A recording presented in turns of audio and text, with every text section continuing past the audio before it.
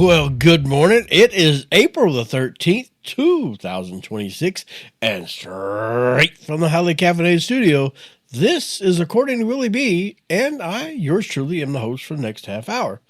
Remember, we're doing a four-part series on where real families are traveling in 2026. Now, with that being said, last week we did the Northeast. This week we're going to do the Southeast. And I'm going to have some notes in front of me because I promise you there is so much stuff packed into this episode. I hope that I can get through it. I'll also warn you, I'm still struggling a little bit of voice issues. After 2 trips to the urgent care, learned that I have been dealing with pneumonia. But I am up on my feet today and we are going to get through this because the show must go on. So let's get into it. The Southeast, what does this include? Well, we're talking about like the great state of Florida. Now, you can fly down there, but the most reasons that people go to Florida or other areas in the Southeast because they don't have to fly. They can pack everybody in that proverbial 1970 station wagon. And yes, you can carry on your 200-pound suitcase. There's no baggage restrictions unless, of course, the head of the family says, that's not going. But, you know, the thing about family car trips is that is a big part of the journey, right? Because you get all the kids in the car and you're traveling down the interstate and you're seeing things that you may not have seen before. And the kids are seeing things out the window and they're like, and they're asking important questions that are vital to their learning capabilities in their young life. Like, are we there yet? You know, I was going to throw that one in there. Or where's the next bathroom, or where's the next food stop, or whatever. That's the important, vital questions that they're going to need for life skills later on. You know it is. So there is that. But you can load the family up in the station wagon or the car or truck or whatever the case may be, SUV nowadays, and take the family road trip and avoid the airline fees and avoid the cruise fees. I mean, everybody from the airlines to the cruise to everybody is saying, hey, we're going to have some extra surcharges because of fuel prices right now. And that's absolutely crazy. I mean, if you take, I saw a news article yesterday, just yesterday, that the cruise industry is saying, hey, we're probably going to have some significant surcharges for fuel because a lot of cruises are booked months and months in advance. And hey, we didn't know the fuel was going to be like $800 a gallon. Now, I don't know how much fuel is for a cruise ship, but I'm sure it's not cheap. So a family is not expecting those extra surcharges. They're like, okay, we're budgeting this out. We planned our cruise. We got it paid off. We're ready to go. I got some extra money for souvenirs. We're ready to go. And then all of a sudden, boom, there's a surcharge. $250, $300 for a family of 4. That can hit hard. And so you just have to be aware of those kinds of things when those things arise. But when you take the family car trip, you can more budget for things that are unseen. I mean, sure, if you have a flat tire, you can't predict that, but you can predict the gas, you can predict the hotel stays, etc. But a lot of families are doing that. They're driving to the Southeast. The Southeast is one of the most heavily toured areas for 2026. And we're talking areas like Florida. Okay, what's Florida have? Well, Florida has pretty much attractions for families from one end of the state to the other. And it's not just Orlando. You've got Destin Beach, which is one of the most traveled beaches in the United States. I mean, it's an absolutely beautiful beach until it's covered with 1 billion people. But, you know, there is that. I'm sure under all those people, there are still the white sand is still there. But you just got to remember that. But remember what I told you last week. When you're planning your trip, make sure that you use the data at your fingertips on any kind of social media search, Google, whatever the case may be, and look for the high and low times for crowds and try to plan your trip around that. If you're going to, like, a lot of families are not doing the traditional 7-10 day Disney stay anymore. They're doing 2 to 3 days of Disney, and then they're dividing that time between the beach. So you have those things that you can kind of make your budget stretch a little further. But if that's the case, which days of the week would be the best to visit the parks? Maybe you stop at a beach on the way and you spend one day there, and then you spend your 2 to 3 days at the park. It doesn't just have to be Disney. There's other theme parks in Florida. But the average person that goes to Florida, they're going to be a Mouseketeer. So there you go. I mean, every family needs a set of mouse ears in their house. But you have to be smart and be able to budget your money and to also budget your time, because while you have a limited amount of money to spend, you also have a limited amount of time to give your family some enjoyment and things to do. So you have to really budget that time almost as tight or tighter than you do the money, so that you make sure you get the best bang for your buck for your family, so that you bring back the most memories. But it's not just Florida. We're talking South Carolina. We're talking Myrtle Beach. We're talking Hilton Head Island. So now you're talking some areas that might not be in certain weeks traveled as heavily as Florida. So it could give you options there. And I mean, Myrtle Beach, if you do your research correctly here, I'm telling you, this can be one of those trips where you come off as a financial genius booking your family trip, because you can really stay within a budget. Myrtle Beach has always been known for having really low budget family activities. Now, keep in mind, there's going to be a lot of miniature golf, probably like PGA level miniature golf. And, there's go-karts, but you got the beach. So there's so many things to keep the family occupied doing so that everybody enjoys the trip. But you're also not... Yes, the family needs beach time, but you don't need a second mortgage just to extend a vacation. So you just have to be really smart in how you plan this out. And maybe Myrtle Beach is not your thing. Maybe you've been there before and you're thinking, no, thank you. But you've got like the Tennessee mountains. Now, please be careful on this one, because what I'm about to tell you, now, don't get me wrong. Tennessee mountains, absolutely beautiful. It is absolutely one of the coolest areas to go to. Case in point, what I tell you the other day, it's really heavily visited right now. And the lines, like at Pigeon Forge and Dollywood, it's insanity. So make sure that you do your homework, plan your trip accordingly, so that you could... excuse me, but it's one of those areas about, sorry, these voice issues, I'm telling you, if I edited them out, I would have to edit out like 8 hours of coughing. So I'm going to try to keep it to a minimum. But Tennessee is just such a massive area right now, because you've got Gatlinburg, you got Pigeon Forge, you got the Great Smoky Mountains. I mean, if you got a family of 10, man, you could spread them out through the Smoky Mountains and everybody's got room to roam. They got plenty of elbow room. So there's a lot of things to do there. And you got hiking and you got bicycle trails. You got all these different things of family activities that won't break the bank. Now, like I said, when you talk Gatlinburg and Pigeon Forge, these are really heavy tourist areas, so plan accordingly. I'm going to keep saying that. And with Tennessee, in the mountains, the Great Smoky Mountains, you could get a cabin to have your family in.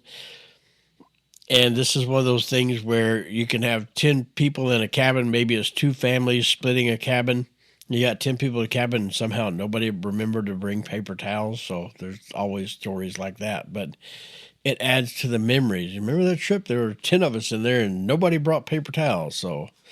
Or nobody brought paper plates, or, all these kinds of things. But it makes for good memories. It makes for good laughter moments later on. It might not be a ha-ha moment at that time, but after a while, it can kind of get the edge off and have a good memory. But this is what it's all it is you're just out making memories with your family. Not, and that's the one thing that I want to remind everybody is when you're planning these trips, when you plan your vacation, remember that you're not planning the trip to make memories. You're planning the trip to deliver memories with your family. And there's a subtle difference there if you just really think about that for a minute, because remember we said a few weeks back where when you're out traveling and when you're out taking your vacation for the year, remember that you're filming your own 4K blockbuster movie. So just remember, you got to make sure that you can't delete any scenes. You got to have every action scene and some of the restful scenes, some of the peaceful scenes in there as well. You know, maybe a creek running through the mountains, and you have a fishing pole and you sit there. Even if you don't catch a fish, it's which is better, being at work or sitting on the edge of a creek in the mountains in Tennessee and hoping to catch fish. I mean, that's better than being at work. I don't know about you, but it is for me. So there is that, but there's a lot of budget-friendly options when you start talking, in Tennessee. Now, here's another one for you that can be really affordable, and it has some areas that can kind of tap into that budget a little bit because they have some theme parks. And that's in Virginia, because you've got Williamsburg, you got Virginia Beach, and look, Virginia Beach, most of the time that I've looked and researched it, is not as heavily traveled as, say, Myrtle Beach or Destin in Florida. I mean, like I said, Destin can be just insanely packed. So compare those areas, do the research and check the data to see which beach, which area has the most things to do. Then go back and say, okay, which one has the most crowds, which one has, and try to plan for that. And some of them are close enough together that you could get two areas in at once. If you're talking South Carolina, Florida, if you're things like that. So there are ways to kind of maximize your vacation. But it's all going to come down to planning. And I know I say that a lot of times, but this is one of the things where you can really stretch your budget. You've got where you do a combo vacation is basically what I'm telling you. Is like you've got history because you got Williamsburg, and then you got the beach. So maybe some of the smaller kids in the family, and you take them somewhere and you're showing them history, they're like, and they get that glassy-eyed look, and they're brought back to asking those vital questions: Are we there yet? So this is where you take them to the beach, and they get their energy by running up and down the beach, and now they're tired and they're asleep, and so now you can have that peace for yourself as well. Whatever the case may be, just understand that the Southeast has so many different areas that offers everything from theme parks to mountains to beaches. It's just there's really nothing in the Southeast that you can't find in the Southeast. I can give you one more. North Carolina, right here where yours truly. When you talk about North Carolina, you've got almost as many or more different areas in North Carolina that you do in all of the Southeast places that I mentioned. When you come to North Carolina, you got places like the Outer Banks. So you want beach, you can't ask for anything any better. Now, maybe the sand isn't as white and maybe the water isn't as blue as Destin, but it's still a beautiful beach, and it is a lot less traveled. You've got Asheville up in the mountains. You've got the Blue Ridge Parkway. So again, you're talking areas that you can offer your family everything from the mountains to creeks to rivers to nature to theme parks. It's just, I mean, there's everything all wrapped into one. So in the Southeast, you can really do a lot of combo vacations. You could do a 3-part vacation where it's part theme park, part beach and part mountains. You could literally pull off all three. And there's absolutely nothing wrong with that. Here's another thing. What is this really good for? Because there is so many small towns, so many different places, and so many different terrains that you're going to go through. Now, these are perfect for road trips because it's perfect because you've got a lot of different road stops that you can do.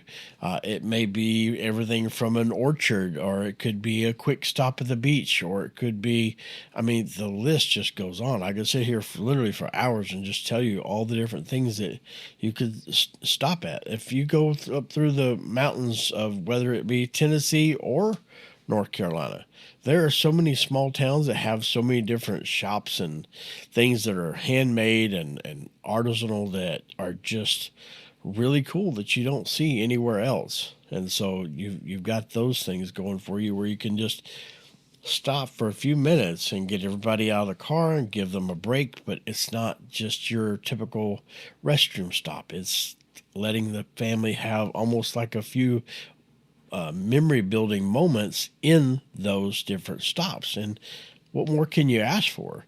And sometimes those different little pit stops that you could do could be at places that are going to be, for one of your family members, could be one of the biggest memory builders that they have. It's like, that was a great trip, but that little shop that we stopped at going through the mountains of Tennessee or going through the mountains of North Carolina, I mean, these kind of places are what you're looking for because that's what's going to build those memories.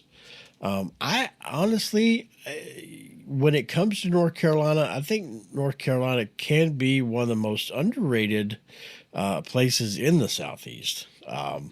It has just as much to offer without really the theme park part of it. But there's still enough within driving distance, theme park wise, that you could do a combo vacation and include North Carolina, and you've got some of the most beautiful mountains and beaches that right here at your fingertips. So in all reality, but I don't know. In all reality, you've got everything that you need in the Southeast, and you can do these just really big combo vacations where you're not theme parked to death. Because let's be honest, if you have 7 days for a vacation and you spend all 7 days in a theme park, now that may, for some people, that may just be the cat's meow. But I'm going to tell you, 7 days in a theme park, and I love theme parks. I am a roller coaster junkie. But when you tell me we're going to be in a theme park for 7 days, I'm already exhausted. And maybe it's because of my age, I don't know. But even when I was younger, I don't know that I would have wanted to spend all 7 days in a theme park because there's so much going on around these areas. There's so many other sights and sounds and experiences to have other than just inside a theme park. Because when you're inside a theme park, that's it. You're in that world. And I don't just mean Disney World. I'm talking about you're in that world. That is your whole day. Have you ever tried to, is the size of these theme parks, have you ever tried to just, let's say you were in a theme park all day long and you wanted to go to Bob's Burger Joint outside of the theme park?